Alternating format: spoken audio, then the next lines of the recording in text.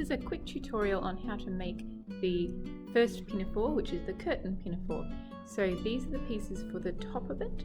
We have a front of the, so this is the center front, this is the front, it's almost like an apron strap, the back apron strap, which will sew up onto there. Now on some of the smaller girls, so this is our tallest girl, on some of the shorter girls we'll probably be able to have the strap all in one long strap rather than having to have a back and a front. So these are cut on, these are cut as two, this one was cut on the fold.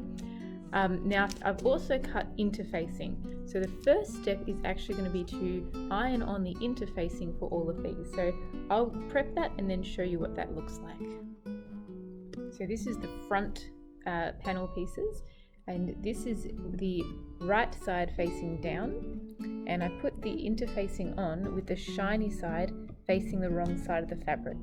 So on this you can see there's a shiny side that if you hold it to the light you'll see a little bit of a glimmer to it, and you need to place that. There should be one cut for either side, so you'll definitely get two that fit.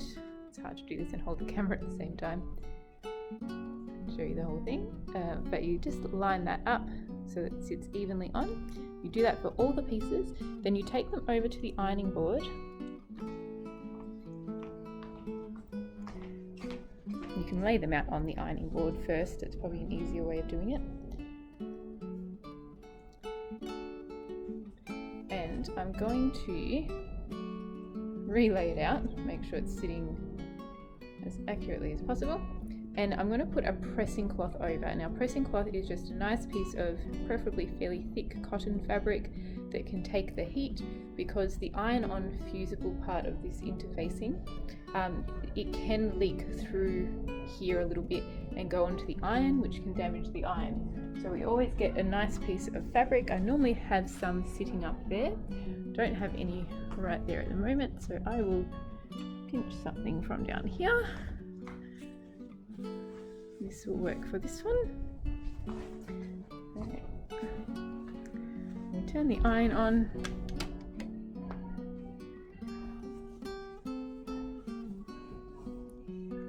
Let's see if I can put the camera down here and still show what's going on. All the way up here, you might be able to see.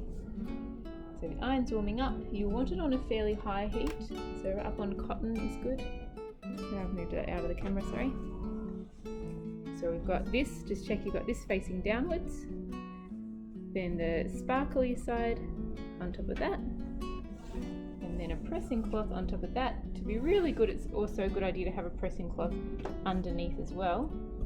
I'm going to double layer this pressing cloth because it's actually just a very thin piece of poplin, and I really don't want it leaking through and ruining the iron.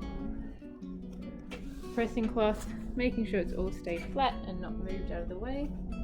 And just have to iron that on. Take a little bit of time to iron it on. Go over it for a while, just to melt all of that plastic, which is what that shiny stuff was. And then the interfacing will have fused onto the back of our fabric. So that's going to stiffen that piece of fabric for us, because it's a very soft, flowy piece of fabric and wouldn't have held its position very well as the strap on its own, especially because we're not lining it. So now this is actually joined, and you can see straight away the fabric is sitting a lot stiffer rather than flowing. So I'll go and interface all those pieces that I had, and then we'll move on to the next step.